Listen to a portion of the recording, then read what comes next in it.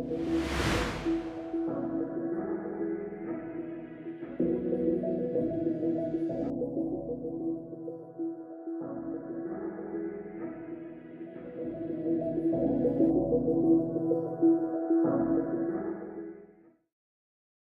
of all, let me begin by praising Allah subhanahu wa ta'ala. Alhamdulillah Rabbil Alameen wa salatu wa salam ala nabiyyina Muhammad sallallahu alayhi wa sallam wa ala alihi wa sahbihi ajma'in. Alhamdulillah, jazakallah khair for everyone that's here listening or listening to us later on in the recorded version. We appreciate your participation and your seeking to take advantage of whatever little bit of knowledge we have to share, inshallah. Whatever we share, of course, it is all from Allah subhanahu wa ta'ala. So yeah, this is called relationship intelligence, because we have to be thinking conscious Muslims. This is what we're all about. This is what we as Muslims, as Islam really commands of us to think and to reflect. This is what Allah subhanahu wa ta'ala, exhorts for us in the Quran to think and to reflect. So in terms of our relationships, we should think about our relationships and what kind of relationships we have. Obviously, the most important relationship is our relationship with Allah subhanahu wa ta'ala, our relationship with the Messenger of Allah sallallahu alayhi wa sallam, and of course with the creation. So at any rate, so again, welcome and come aboard, while we go through this particular journey. Now, this series of webinars, there are going to be 4 webinars that we're going to be doing over the next 4 months, inshallah. And they're going to be one building upon another. So this first one in this series is building upon webinars 2, 3, and 4. So you gotta, hang in there and stay with us so that you get the benefit. What we want to talk about and what I'd like to share with you are some ideas, some concepts, and some words and how we can communicate better with our loved ones to help to have stronger relationships. We want to have stronger relationships. And one of the things that I find out that I discover in my coaching and counseling is that some of the problems that our young, not just young, some of our brothers and sisters are having is because we don't know how to communicate. We know how to talk, but we don't know how to communicate. And there's a really big difference. How to communicate, conscientiously, how to communicate, that with a style, with a desire to bring about love, with a care for the other person, because words have power. So that's one of the things we're going to talk about tonight. Now I'm here in Cairo, but this morning, your time, if you're in the East Coast in the U.S., is the power of words. They have negative consequences, and then there are positive consequences of the words that we use. Now, as you may see on the screen, we related part of a hadith. It's a long hadith from the Prophet ﷺ with Muad. And in the end, the Prophet ﷺ is giving him some advice, and about living and how to live.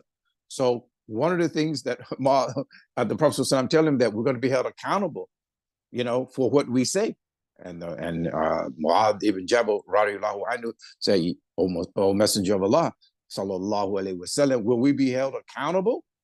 Will be held accountable? Because the Prophet ﷺ held his tongue and said, you're going to be held accountable for this. And the Prophet ﷺ went on to say is that, people will be dragged on their faces in the hellfire for what they say. Oh, Allahu Akbar.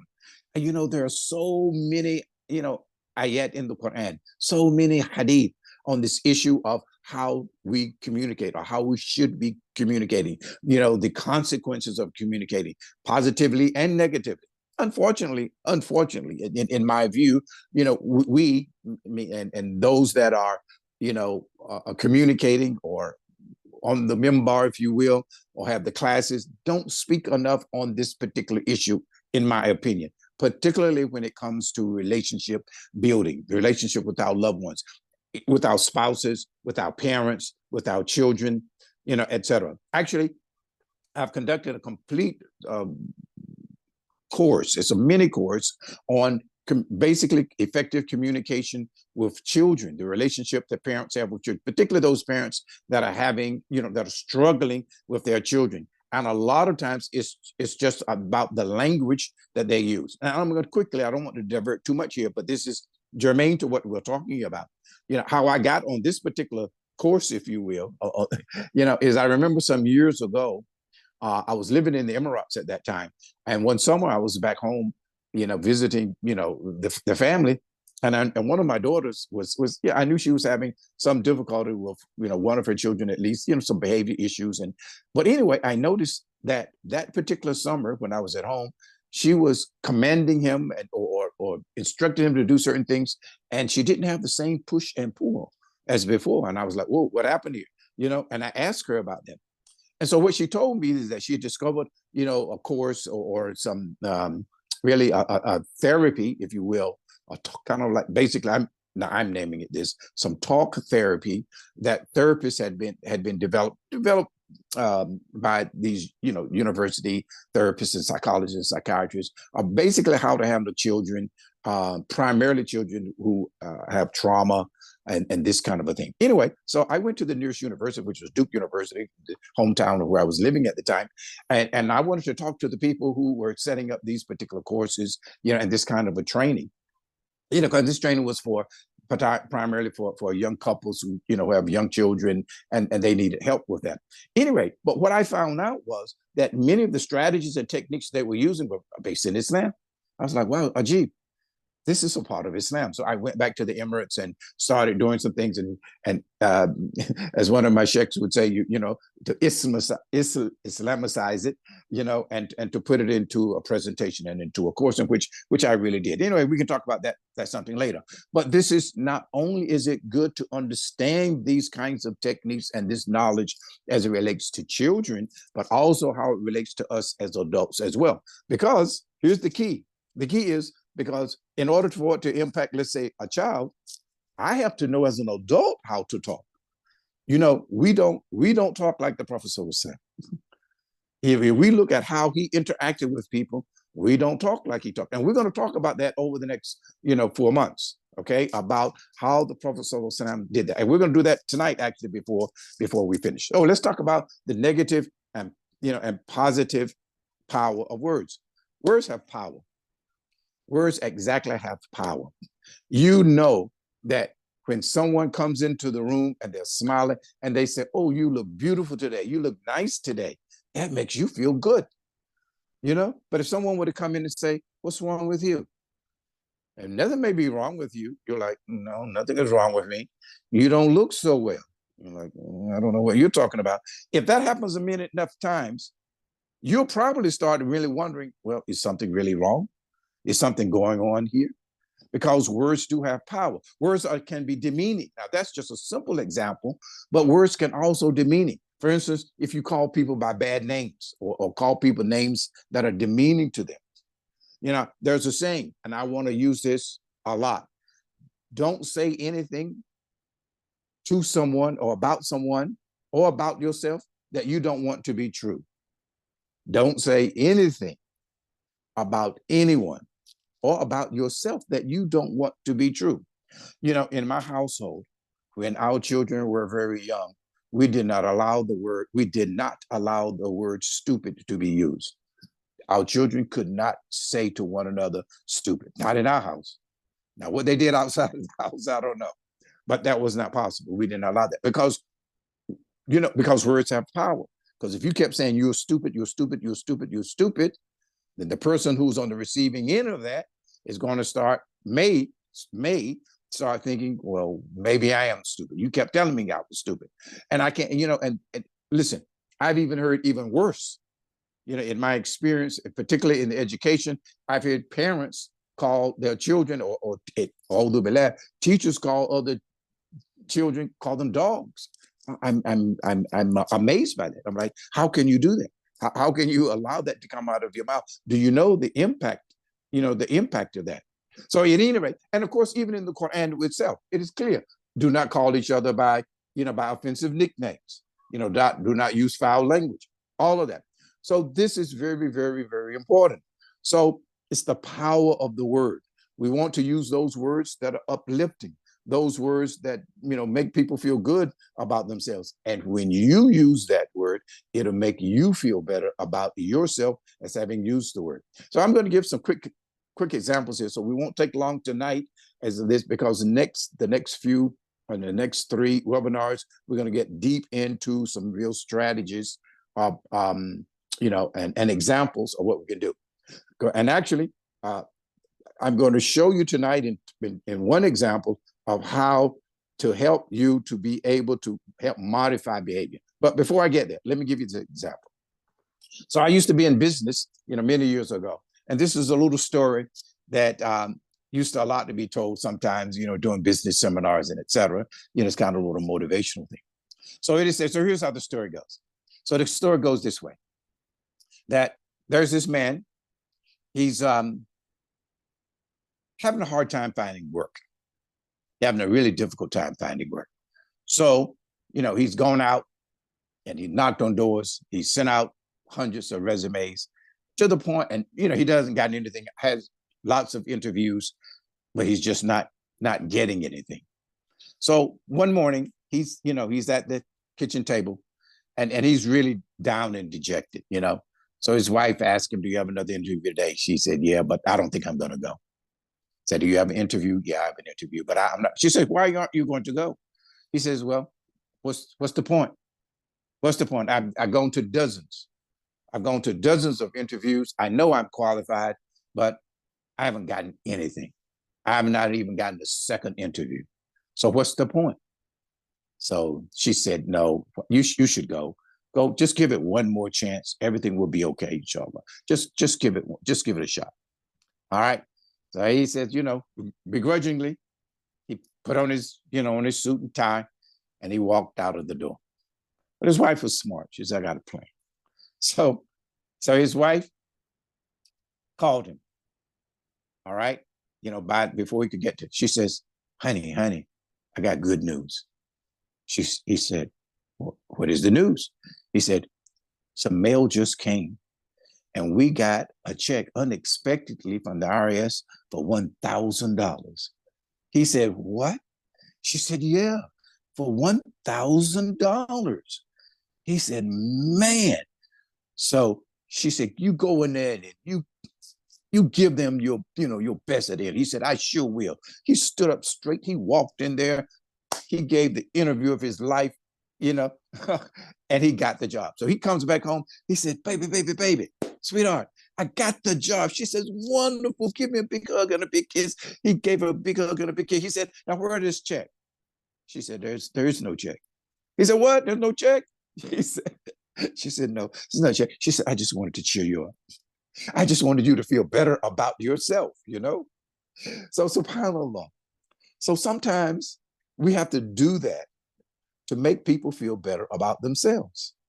I'm not saying to lie to people, to say something that's really not true, but we should say things that are encouraging to them so that they will feel good, so that they'll stand up straight, so that they'll, have that positive energy whenever they're going to school, whenever they're going to work, whatever the next move is. Again, it's about strengthening that particular relationship.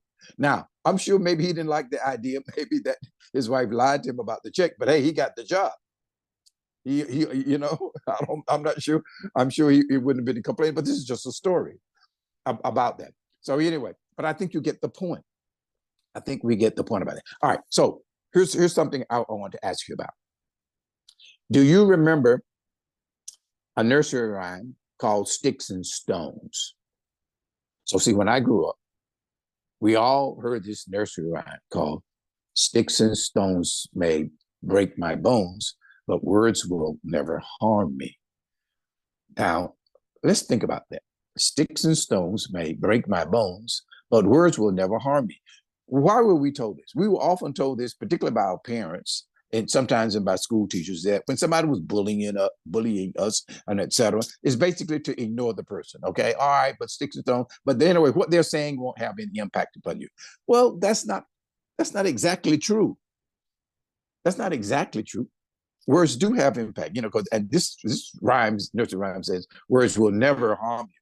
No, if people are calling you negative names, if people are speaking to you in a derogatory manner, you know, this can have an impact upon how you feel about yourself, how you see the world, all of these kinds of how you see the other person, particularly in terms of our relationships. So we have to be really, really very, very careful, about how we communicate in our relationships and the words that we use.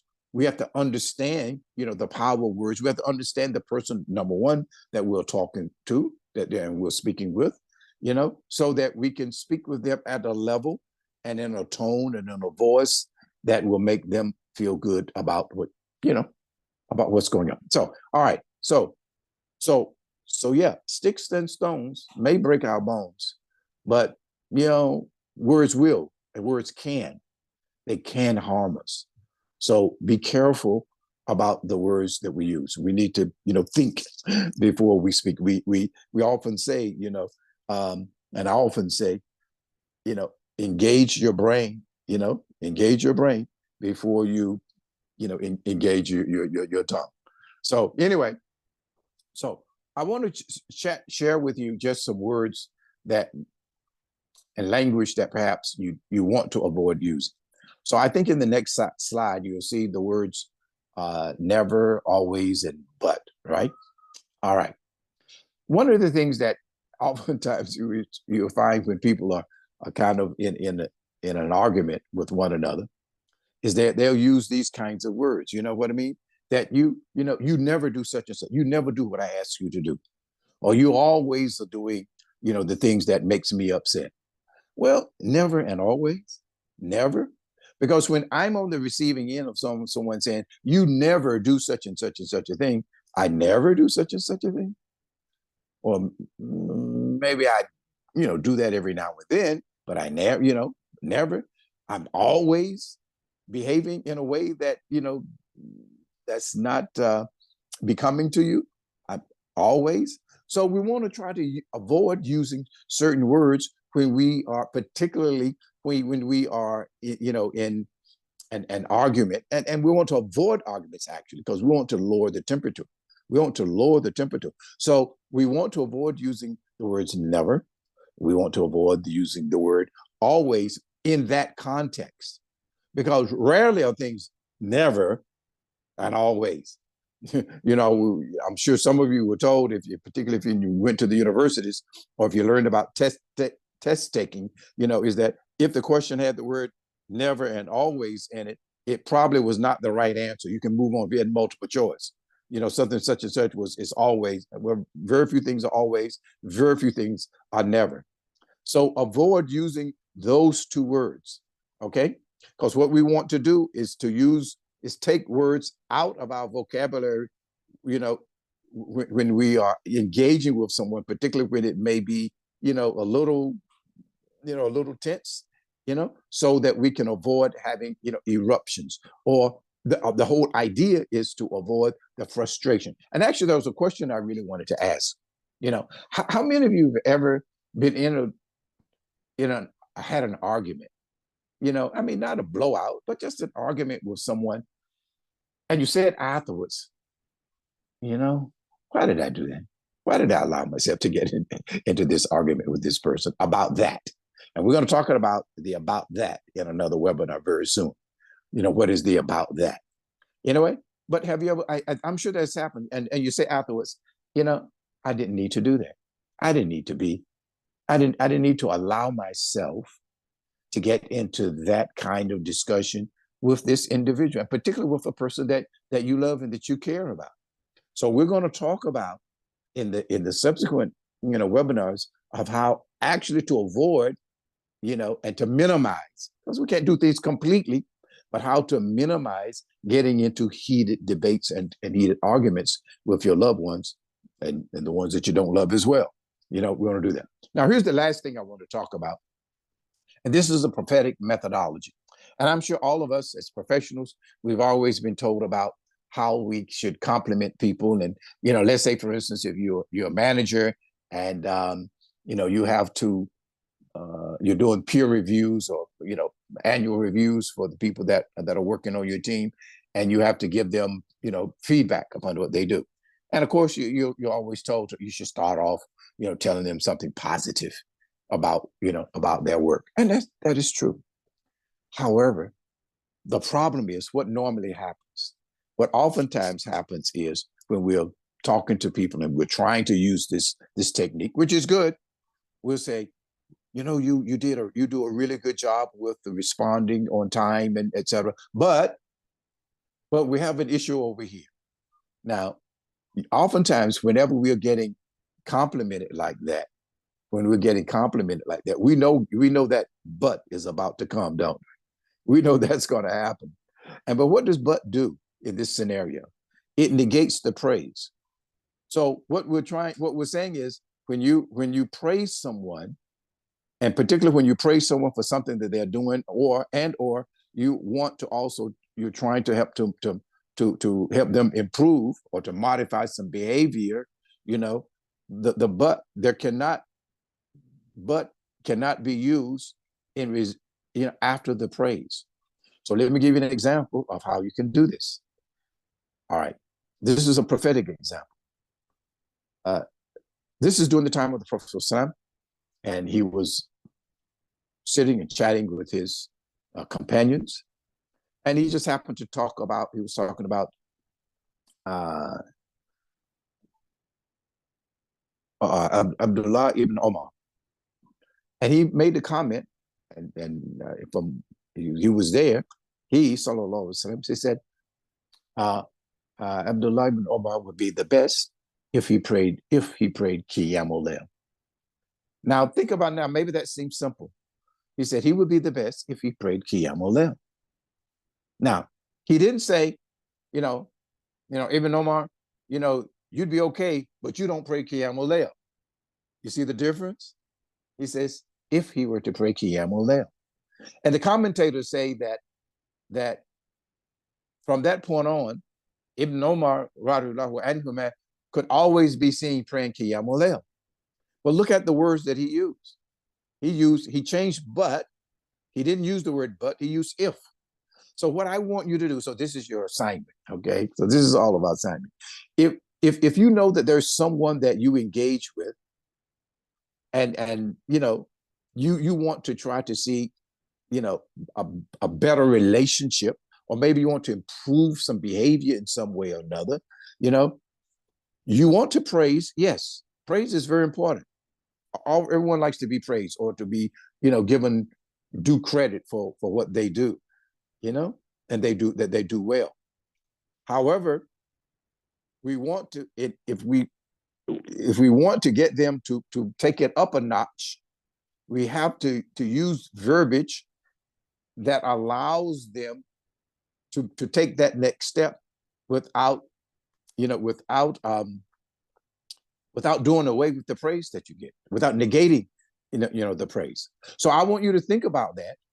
Think about someone that you are in communication with, and that you want things to be better with them, and you want to change. You like to see a change in behavior. It could be a spouse. It could be a sibling. It could be a co-worker. It could be very good. My wife did this. I don't know if she's listening, but she did this with me the other day. It was really nice, actually. I had to compliment her. It was really nice. And I won't get into the details because it's a bit personal kind of a thing. But, she said, you do very well with such and such and such. You've been really doing well with that. And what I've done, I've also bought such and such, also to help such and such and such. I thought about her. I said, you've been listening. It was great. It was great. She didn't say, yeah, I know you're doing that, but you don't ever do that. Now that would have made me feel bad. I would have gotten a little riled up about that. You understand my point? You see the difference? So you can change but to if, or and, or whenever. So you have to really think about that. So I really want you to really think about how we communicate. So two things here. This is our assignment, and we'll stop here. So one, to reflect upon the negative and the positive impact of words. Don't say anything to anyone or yourself that you don't want to be true. I'm going to repeat that. Don't say anything to anyone or to yourself, because sometimes we have negative thoughts about ourselves. I never get that right. You should never say, I never get that right. What do you mean you never get that right? You can say, I can be better at that, inshallah. I'm always messing up. No, You see that always again? I'm always messing up. I can be better. I haven't really gotten to where I haven't gotten to where I need to be yet. Yet is another good word to use, by the way. Because what yet implies that is that there is movement in the direction that you want to go. It's like we say this, we're talking to someone about coming to Islam, and we say, and they, they're listening to what we're saying. Sometimes we introduce, so this is Joe, and, he's given some contemplation about it, but he hasn't become Muslim yet. Not yet. If we just say he hasn't become Muslim, but he's not Muslim, oh, well, wait a minute. He's not Muslim. Now, okay, but is that we want him to remain not Muslim? But if we can say, but he hasn't become Muslim yet, not yet. In other words, there's a process going on here to get to that point of success, inshallah. All right. So this is just the tip of the iceberg. So we want in the future, in the upcoming webinars, we're going to get to really in depth about this communication style of the Prophet Muhammad SAW, and the way that we can really use it to strengthen our relationships, and words that we should be using, words we should not be using, what strategies and techniques that we can use to avoid arguments. And this is the big thing in relationships, right? Is these arguments. And I have a really good strategy, inshallah, alhamdulillah, by the permission of Allah subhanahu wa ta'ala, that if you utilize it, it will help you so much. Because all of this too is about personal development and developing your own discipline. See, sometimes, unfortunately, we always think it's the other person's problem. But the reality is that it is oftentimes part of our problem too. You understand what I'm saying? In other words, what role are we playing into that interaction that got a little out of hand? We need to ask ourselves that, So oftentimes I find myself saying, oftentimes if things I had to say, you know what, maybe I didn't communicate that correctly. And try that as well. If things get I'm sorry, perhaps I probably did not communicate that. Oh, I probably need, because we want to avoid these negative words like not, didn't. I'm sorry, I need to communicate that better. I'm sorry, I need to communicate that better. So anyway, so these are kinds of things. We're not accustomed to talking like this. I know we're not. I know I wasn't. Maybe you have been, alhamdulillah, if you have, but most of us in my experience, we don't speak in this kind of prophetic manner. We don't speak in the most positive ways because we've learned from our environment. You know what I mean? We learned from the environment. I could go on about that in terms of the negative kinds of things that we hear from, that we can learn on social media and the TV and the movies and etc. And of course, unfortunately, we remember that. But anyway, alhamdulillah, I hope that these just couple little tidbits, these are just little tidbits of things for us to kind of chew on, reflect upon. And let's see, inshallah, if some of these things will be, can be used to help us to have stronger relationships and help to generate more love and more compassion, into our relationships and into our communication with our relationship. So I'll close with the statement that I made earlier before. And I think it's so important. Don't say anything about yourself or somebody else that you don't want to be true.